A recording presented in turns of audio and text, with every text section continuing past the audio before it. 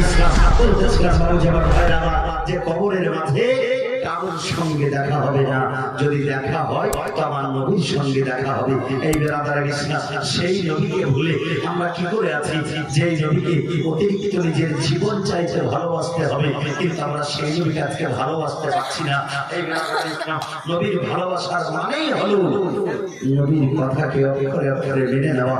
যারা নবীকে ভালোবাসে তারা বেনামাজি হবে না, যারা নবীকে নিজের জীবন চাইতে বেশি ভালোবাসে তারা কখনো সুবহানাল্লাহ, তারা কখনো বাটপারি করবে না, তারা বেঈমানি করবে না, তারা শয়তানি করবে না, তারা রাহাজানি করবে না, তারা মদখোরি করবে না, তারা জুয়াখোরি করবে না।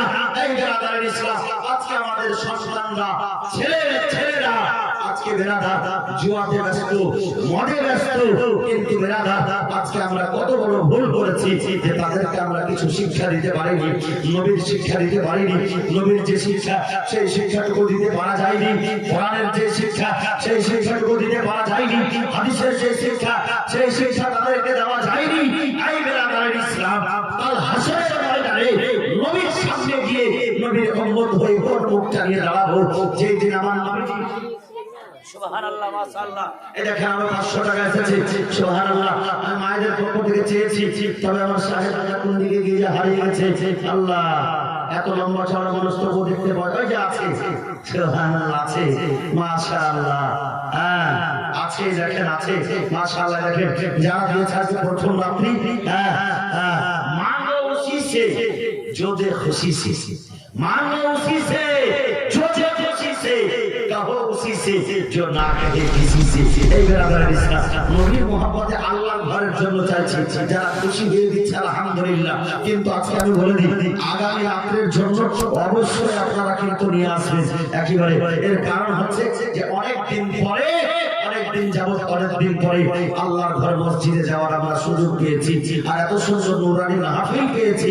এই সুযোগকে হারানো যাবে না, ছাড়া যাবে না, বন্ধ করা যাবে না। বেরাদার ইসলাম বলছিলেন যে নবীর প্রেম, নবীর ভালোবাসা কোন জায়গায় কাজে আসে? যে জায়গায় আপনার কোনো দুনিয়ার মোহাব্বত কাজে আসবে না, সেই জায়গাতে নবীর মোহাব্বত কাজে আসবে। কাল কিয়ামতের ময়দানে হাসরের মাঠে আল্লাহ আল্লাহ সাহাবায়ে কেরাম বর্ণনা করেন, হাদিসে রাসূল আমার নবীজি ইরশাদ করেছেন, কাল কিয়ামতের ময়দান যখন সংগঠিত হবে সেই সময় মানুষ হাহাকার করবে, কারোর হাঁটু পর্যন্ত জল হবে, ঘামের জল, পাসিনার জল, কারো হাঁটু পর্যন্ত হবে, কারোর কবর পর্যন্ত হবে, কারোর সিনা পর্যন্ত হবে, কারোর গলা পর্যন্ত হবে। কেউ সেই জলে হাবুডুবু খাবে, আর 7খানা সূর্যকে মানুষের মাথার উপরে করে দেওয়া হবে। মানুষের মাথার মগজ সেই দিন সেই রকম করবে যেমন ভাতের হাঁড়িতে ভাত যখন উতলায় গড়গড় করে, ঠিক সেই রকম ভাবে তার মগজ উতলাবে, গড়গড় করবে।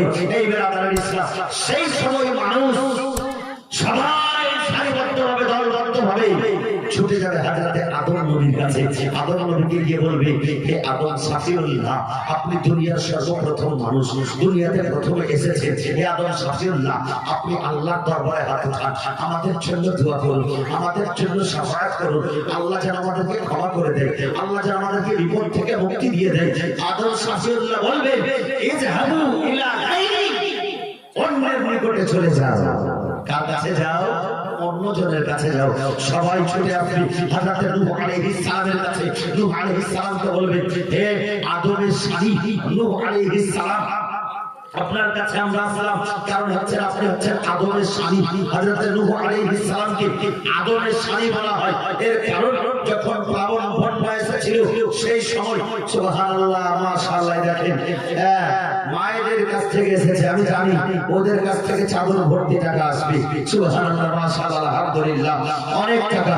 যাই হোক মাশাআল্লাহ, যারা দিয়েছেন সুবহানাল্লাহ। আজকে প্রথম না, শুধু টেস্টের জন্য আর কি বলেছি, টাকা চেয়েছি, কিন্তু ইনশাআল্লাহ আগামী কালকে ইনশাআল্লাহ কালেকশন হবে, আগামী কালকে চাওয়া হবে। মন থেকে নিয়ে আসবে যে মসজিদ খোদার ঘর দিতে হবে, আল্লাহর রাস্তায় দিতে হবে, খোদার মহব্বতে, নবীর প্রেমে, নবীর মহব্বতে, নবীর ভালোবাসায় মসজিদকে দিতে হবে। এই বেরাদার ইসলাম বলতেছিলেন বাবুজি আমার ভাইরা, হযরত নূহ আলাইহিস সালামের কাছে গিয়ে সেই নূহ আলাইহিস সালামকে বলবেন, হে আদমের শালী, আপনার কাছে আমরা এসেছি, নবী গো, আপনি আমাদের জন্য শাফাত করুন, দোয়া করুন। তিনি বলবেন ইযহাবু ইলা গায়রি। এক এক করে এই বিরাদরান ইসলাম সমস্ত মানুষ পেরেশান অসহায়ের হালাতে একের পর এক নবীদের কাছে যাবে। নূহ আলাইহিস সালামের কাছ থেকে হযরত ইদ্রিস আলাইহিস সালামের কাছে যাবে, হযরত ইব্রাহিম খলিলুল্লাহর কাছে যাবে, ইসমাঈল খলিলুল্লাহর কাছে যাবে, মুসা খলিলুল্লাহর কাছে যাবে, ঈসা খলিলুল্লাহর কাছে যাবে। শেষ পর্যন্ত সমস্ত নবী একের পর এক বলবেন ইযহাবু ইলা গায়রি। হযরত ঈসা আলাইহিস সালাম বলবেন, শোনো, আজকের দিনে কেউ যদি সহযোগিতা করে, আজকের দিনে কেউ যদি সাহায্য করে, সেই সাহায্যকারী তোমার বাবা হবে না, সেই সাহায্যকারী তোমার মা হবে না, সেই সাহায্যকারী কোন নবী আছে হবে না।